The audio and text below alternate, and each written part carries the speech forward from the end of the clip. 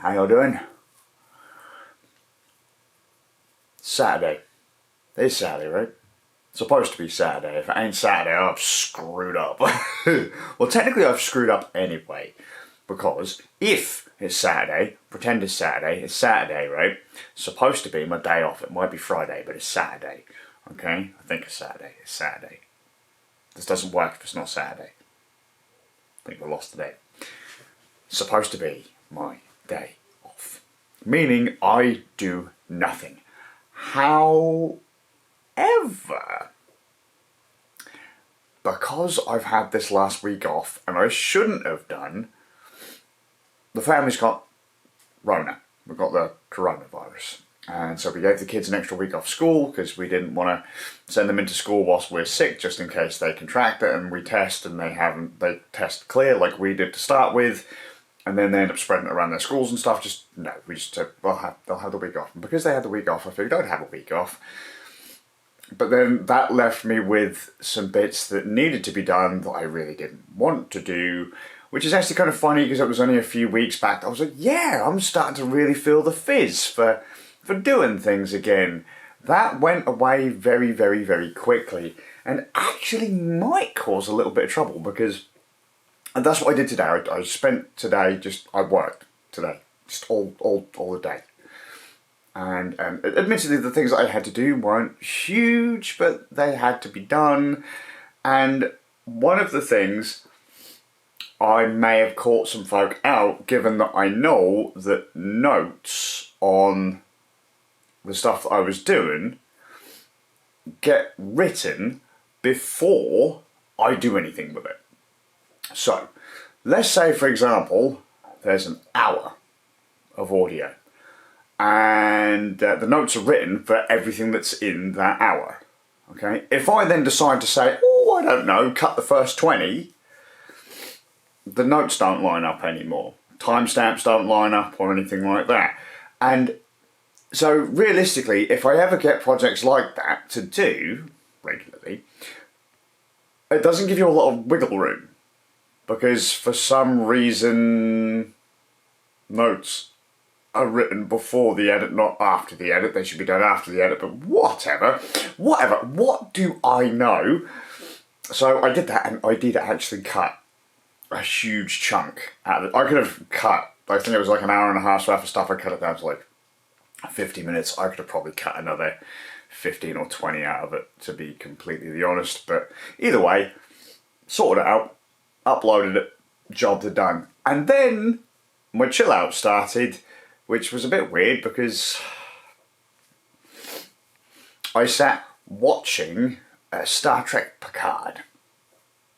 Probably about 3 hours of it.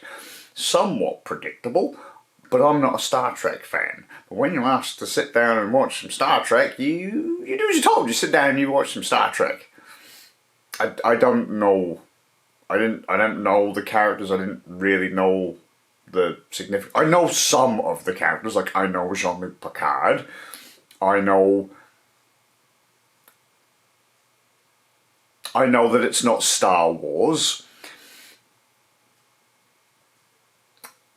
That's my knowledge, but it was still, even then, quite predictable.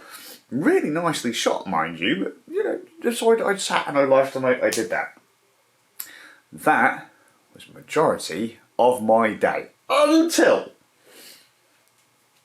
I bust out this. What's that, mate? What's that? It's a GPD XD Plus. Looks like a little 3DS, doesn't it? Well, it isn't. It's an Android device, like an Android tablet with a control layout on the bottom half of it. So it's a 3DS layout, but instead of 2 screens, you've got a top screen, and then where the bottom screen would be, you've just got controls, analog sticks, that kind of stuff. And it's for emulation.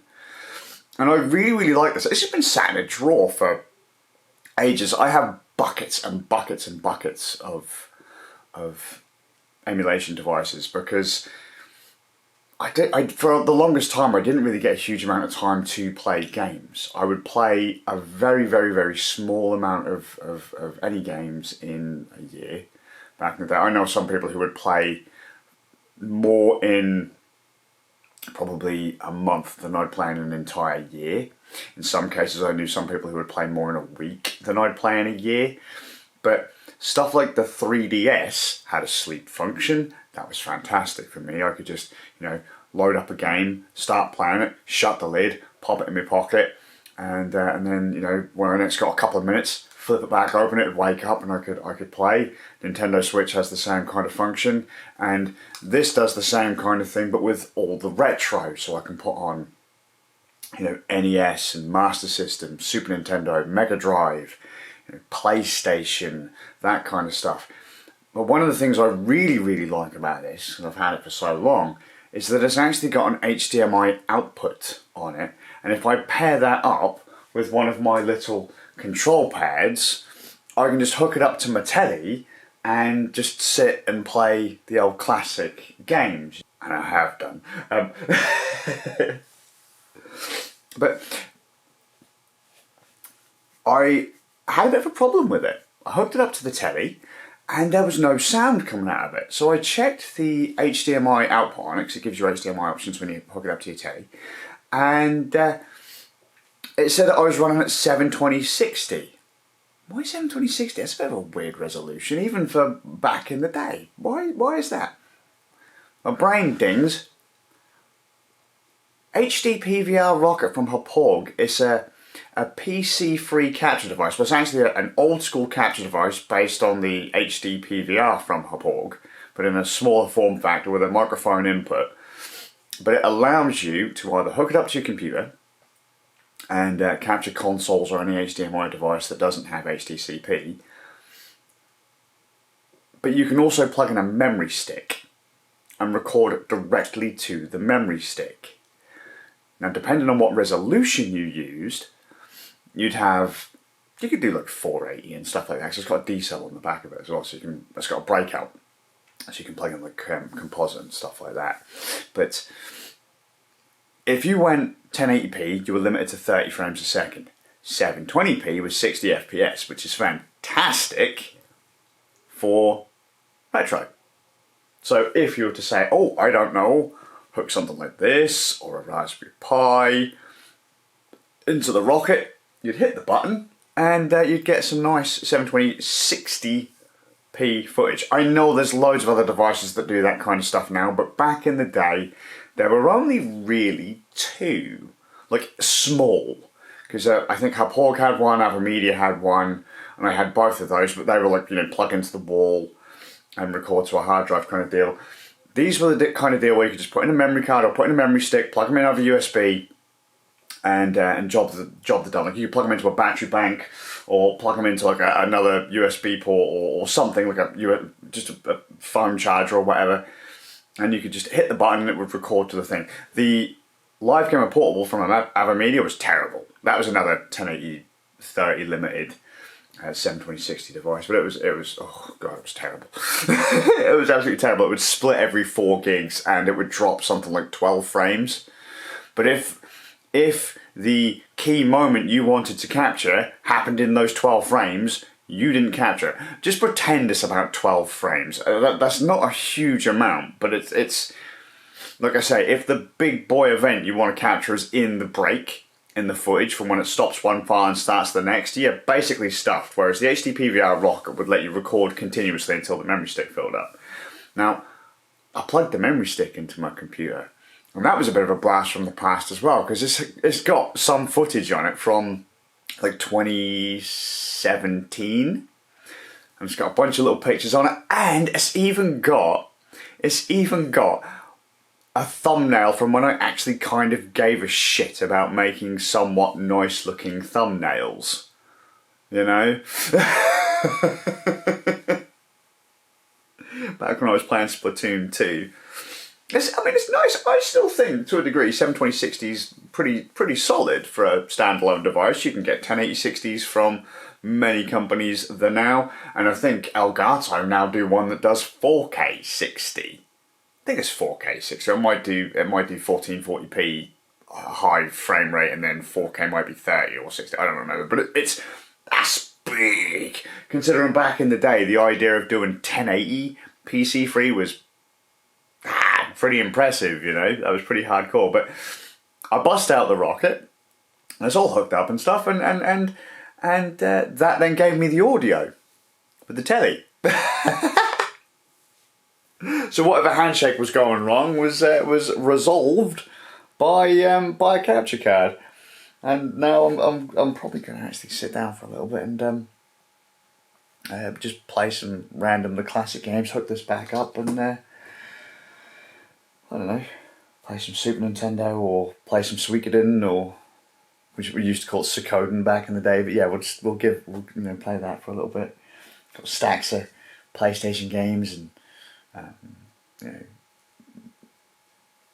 Super Nintendo, and I think I've got Neo Geo and all that on here as well. A bunch of arcade games and PC Engine and it's so much stuff. Sega CD.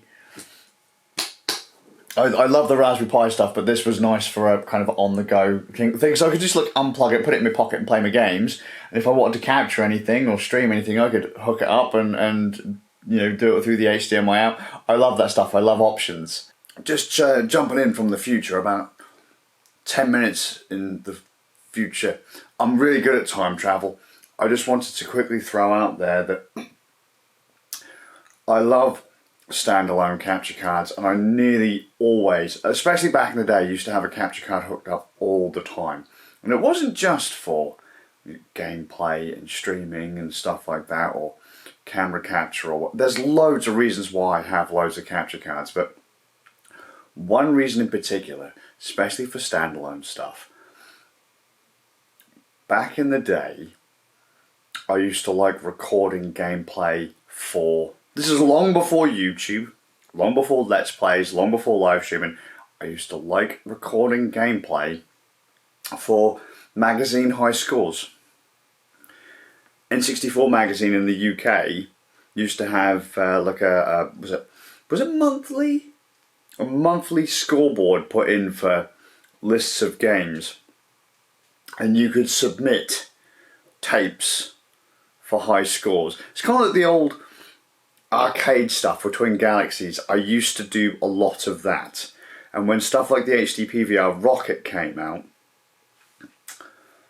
literally being able to have a capture card that could be hooked up to something to do a high score run, so good. Oh, and I said 12 frames earlier. 12 frames is a long time if you're capturing at 1080-30. Just clear that up.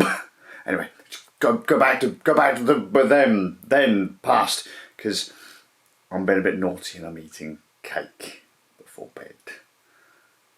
So back off if you didn't see anything. Oh, so good. So good. But